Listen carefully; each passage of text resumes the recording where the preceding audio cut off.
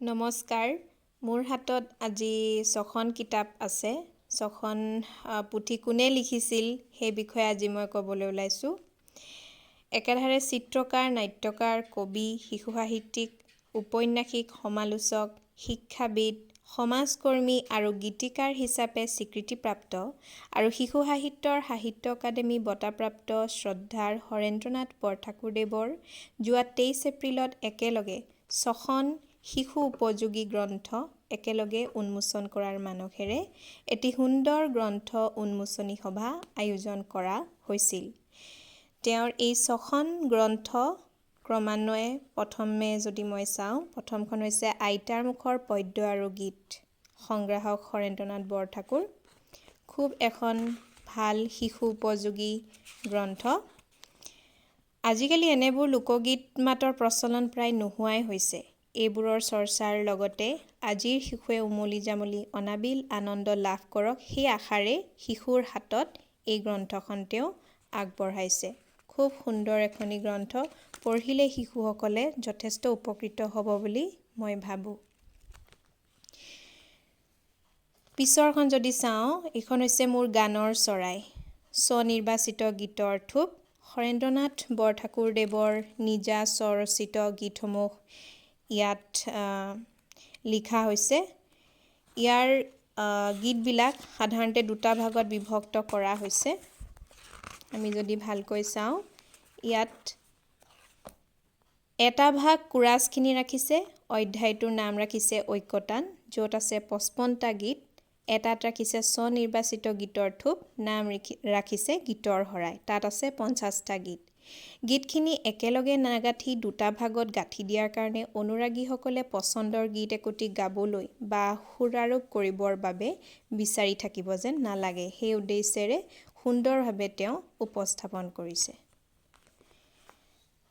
তাৰ পিছৰখন যদি চাওঁ, আমি এইখন দেখা পাম ৫খন শিশু নাট। ইয়াত ৫খন নাট তেওঁ সংগ্ৰহ কৰিছে। আমি যদি ভালকৈ লুটিয়াই চাওঁ দেখা পাম।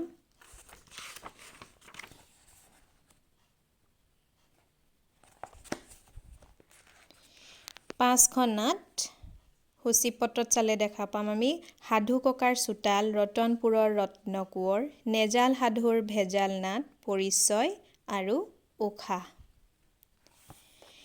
এই ৫খন নাটক বিশেষকৈ অসমৰ পৰম্পৰাগত কণী যুঁজক লৈ ৰচিত সাধু ককাৰ চোতাল, অস্কাৰ ৱাইল্ডৰ সাধু, হেপী প্ৰিন্সৰ আধাৰত ৰচিত ৰতনপুৰৰ ৰত্ন কোঁৱৰ, এটা ৰাছিয়ান সাধুৰ আধাৰত ৰচিত নেজাল সাধুৰ ভেজাল নাট, বায়ু প্ৰদূষণক বিষয় হিচাপে লৈ ৰচিত উশাহ, এগৰাকী ঝাৰুৱালী মাতৃৰ কন্যাৰ আত্মপৰিচয়ৰ মাধ্যমেৰে সমাজৰ কলুষিত মনবোৰ নিকা কৰাৰ মানসেৰে ৰচনা কৰা পৰিচয়। এই ৫খনি নাটকৰ একত্ৰ সংকলন ৫খন শিশু নাট নামকৰণেৰে প্ৰকাশৰ দিহা কৰা হৈছে। এয়া অসমীয়া শিশু নাট্যৰ বাবে বৰ আনন্দৰ সংবাদ। শিশুসকলে পঢ়ি যথেষ্ট আনন্দ পাব বুলি মই ভাবোঁ। তাৰ পিছৰখন মোৰ বুলি নহয়, সকলো শিশুৰে চাগে আটাইতকৈ প্ৰিয় চিৰিয়াখানা। হৰেন্দ্ৰনাথ বৰঠাকুৰদেৱৰ খুব সুন্দৰ জীৱ-জন্তুক লৈ ৰচিত শিশুৰ মনৰ কৌতূহল মনোভাৱবোৰ তথা খুহুতীয়া মনৰ ভাষাবোৰ খুব সুন্দৰভাৱে প্ৰতিফলন ঘটিছে এই কবিতাখিনিৰ মাজেদি। বিভিন্ন জীৱ-জন্তুক লৈ ৰচনা কৰা এই কবিতাসমূহ হয়তো শিশুসকলে পঢ়ি যথেষ্ট আনন্দ উপভোগ কৰিব বুলি মই ভাবোঁ। তাৰ পিছৰখন হৈছে গীতিমালিকা। এইখন হৈছে হৰেন্দ্ৰনাথ বৰঠাকুৰদেৱৰ দ্বাৰা ৰচিত গীতৰ সংকলন। ইয়াত বিভিন্ন গীতৰ সংকলন তেওঁ ইয়াত সংগ্ৰহ কৰিছে। খুব সুন্দৰভাৱে ইয়াত সংগ্ৰহ কৰা হৈছে। শেষত মোৰ হাতত আছে দোকমোকালিৰ বেলি, মইনাহঁতৰ গীত। দোকমোকালিৰ বেলি এইখন হৈছে হৰেন্দ্ৰনাথ বৰঠাকুৰদেৱৰ দ্বাৰা ৰচিত মইনাহঁতৰ গীত। মইনাহঁতে গাবৰ বাবে খুব ধুনীয়াকৈ গীতসমূহ তেওঁ একত্ৰিত কৰি ইয়াত লিখি উলিয়াইছে। গতিকে এই 6খন গ্ৰন্থই শিশুৰ বাবে যথেষ্ট উপযোগী আৰু হয়তো সকলোৱে পঢ়ি, শিশু বুলি নহয় সকলোৱে পঢ়ি যথেষ্ট আনন্দ উপভোগ কৰিব আৰু ইয়াৰ পৰা বহুতখিনি শিকিবলগীয়া কথা আছে। গতিকে যিসকলে পঢ়িব বিচাৰে তেওঁলোকক পঢ়িবৰ বাবে আহ্বান জনালোঁ। এই পুথিকেইখনৰ লগতে আপোনালোকক যোৱা 23 এপ্ৰিলত হৈ যোৱা অনুষ্ঠানটোৰ কেইটামান দৃশ্য আপোনালোকক এই ভিডিঅ'টোৰ জৰিয়তে মই কিছু প্ৰস্তুত কৰি উলিয়াইছোঁ। আপোনালোকে চাই যেন ভাল পায়।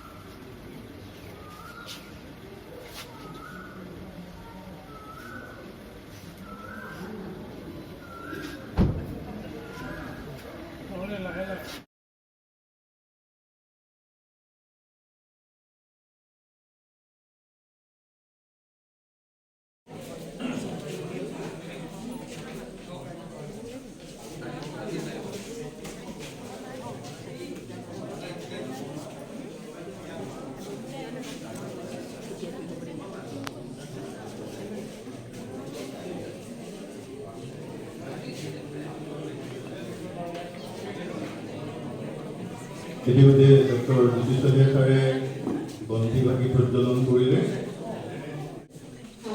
ডক্টৰ মদন শৰ্মাদেৱে আজি এই গ্ৰন্থ টুকুৰাটো খুলি আমাৰ ৰাইজত যিকেইজন সন্মানীয় ব্যক্তি আছে তেখেতৰ হাতে হাতে এখন তুলি দিব। তাৰ লগে লগেই আনুষ্ঠানিকভাৱে এই গ্ৰন্থৰ উন্মোচনী অনুষ্ঠান আৰম্ভ হ'ব।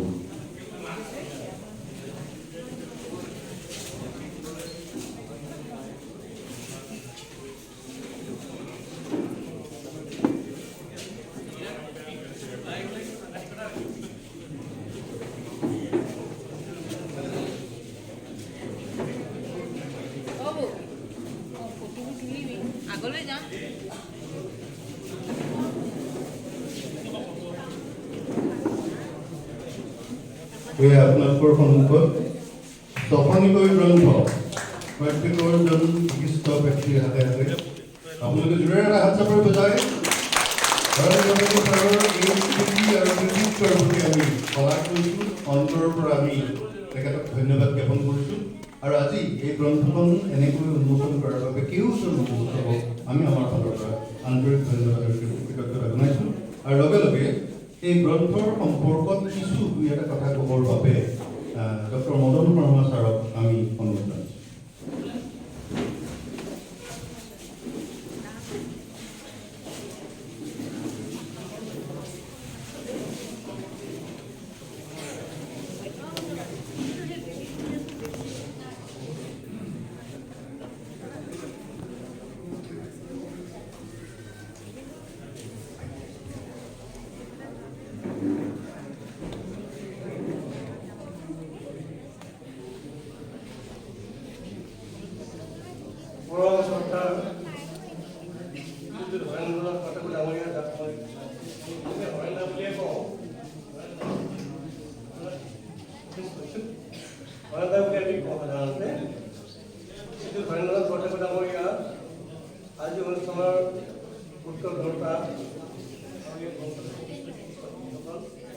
আমি আটাই একেলগে বৰদেৱৰ ছখন গ্ৰন্থ উন্মোচন কৰিলোঁ আৰু ৰাণা চাহেবে সুন্দৰকৈ আগবঢ়াই দিলে। এতিয়া মই দুটামান কথা ক'ব বিচাৰিছোঁ। মই ক'বলগীয়া লিখি আনো সাধাৰণতে কিয় এনে কথা ক'লে কেতিয়াও বহুত বেছি কথা কোৱা নাই। লিখি আনিলে আৰু ভয় নাই, জুতি মাতি যিখিনি ক'বলগীয়া সেইখিনি ক'ব পাৰিম। গতিকে মই ভবা চিন্তা কৰি বিশিষ্ট কবি, নাট্যকাৰ, শিক্ষাভিত্তিক, চিন্তাশীল আৰু প্ৰগতিশীল জীৱন শিক্ষা আঁকোৱালি লোৱা সামাজিকভাৱে দায়বদ্ধ লেখক সেই আটাইকেইটা তেখেতক কৈছোঁ। হৰিনাথ বৰঠাকুৰৰ পৰিচয় আটাইকেইটাই কবি, নাট্যকাৰ, সাহিত্যিক, চিন্তাশীল আৰু প্ৰগতিশীল জীৱন শিক্ষা আঁকোৱালি লোৱা সামাজিকভাৱে দায়বদ্ধ লেখক। তেখেতৰ কেইবাখনো গ্ৰন্থ একেলগে প্ৰকাশ কৰি লোৱাটো আনন্দৰ কথা। এই শুভক্ষণত ইয়াত উপস্থিত থাকিবলৈ পাই মই নিজকে সৌভাগ্যৱান বুলি ঘোষণা কৰিছোঁ।